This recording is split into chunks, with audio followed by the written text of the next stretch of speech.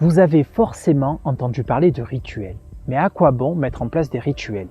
Eh bien, nous allons voir dans cette vidéo pourquoi le rituel est l'outil indispensable pour ne pas finir vos journées complètement épuisées et avoir un état d'esprit de compétiteur.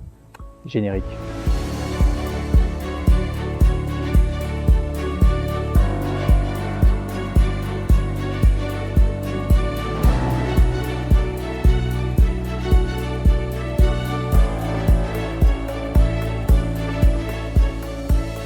Est-ce que vous avez une idée du nombre de décisions conscientes ou inconscientes que vous prenez dans une journée?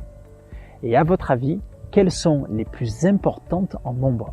C'est votre respiration, votre mobilité? Et oui, mettre un pied devant l'autre, c'est une décision. Sinon, de manière plus subtile, il y a la conduite. Et oui, tout conducteur s'est déjà retrouvé dans la situation de ne plus du tout se souvenir du chemin parcouru. Bref, vous voyez que tout ceci est de l'ordre de l'inconscient. Pourquoi? Le cerveau est un très gros consommateur d'énergie. S'il devait prendre toutes ses décisions de manière consciente et argumentée, vous ne tiendrez pas une heure sans épuisement.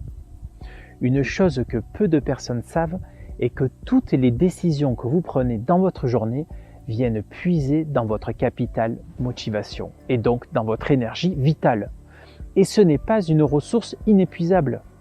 C'est simplement une réserve comme une batterie. Et quand vous tirez dessus, ça diminue. Et tout comme les batteries, la réserve la plus importante se situe en début de journée et pas en fin de journée. Dans son livre Le pouvoir des habitudes, Charles Duhigg a recensé plus de 200 études qui ont confirmé d'une part que la volonté n'est pas une faculté, mais c'est un muscle, comme ceux des bras, des jambes, et plus il travaille, plus il se fatigue.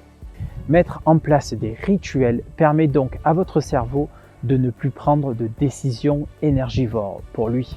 Les managers comme moi peuvent parfois cumuler plusieurs mandats, dont celui par exemple de père ou de mère de famille. Et ça constitue une charge mentale supplémentaire énorme, car l'organisation familiale et logistique avec les enfants nécessite aussi de nombreuses décisions à prendre. Et quand tout ceci vient compléter une méga grosse journée de travail, c'est le chaos assuré en fin de journée. Et inutile pourtant d'avoir fait beaucoup d'activités physiques. Je le répète, la clé est donc de ritualiser le maximum de vos activités.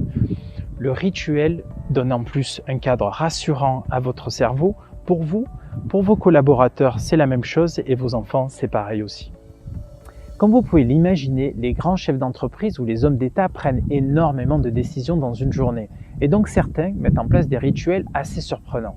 J'aime bien par exemple partager l'anecdote de Mark Zuckerberg, le patron de Facebook, qui met tous les jours les mêmes t-shirts pour éviter de choisir. Il les lave, je vous rassure, mais c'est les mêmes t-shirts. Son souhait en effet est de dépenser de l'énergie à décider, mais uniquement pour son entreprise. Surprenant, mais véridique. Au-delà de cette anecdote amusante, il y a beaucoup d'hommes et de femmes d'affaires qui ritualisent même leurs rendez-vous personnels. Par exemple, vous pouvez décider que tous les mardis, c'est la soirée que vous passez avec votre femme ou votre homme. Dans certaines personnes trouvent ça un peu bizarre de ritualiser les actions personnelles. Ça lève, comme ils disent, un petit peu de spontanéité. Tout est question, encore une fois, d'énergie allouée. C'est clair qu'il y a 20 ans, je n'avais absolument pas besoin de ritualiser mes rencontres amoureuses. Et précisons que c'était une de mes seules préoccupations à l'époque. Donc dans ce contexte, en effet, c'était inutile. Nous sommes dans un environnement en perpétuelle évolution. Et que ce soit dans le monde économique ou dans la nature, l'évolution, l'adaptation et le changement est indispensable à la survie. En revanche, si vous êtes en perpétuel changement sans mettre en place des rituels, vous allez tout droit vers l'épuisement ou le manque de motivation. En synthèse, voici le cercle vertueux que je vous invite à mettre en place. Numéro 1.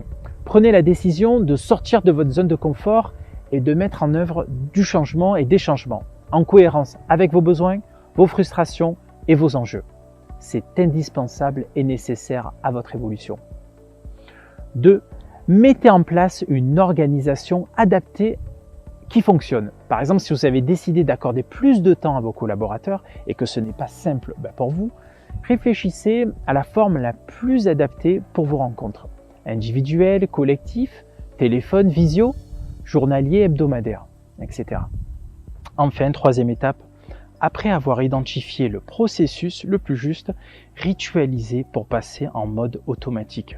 Tous les lundis, de 9 à 10, conf call téléphonique avec toute l'équipe par exemple. Que ça soit en management ou dans la vie privée, ce cercle vertueux est le seul chemin vers une évolution rapide et efficace en cohérence avec vos aspirations.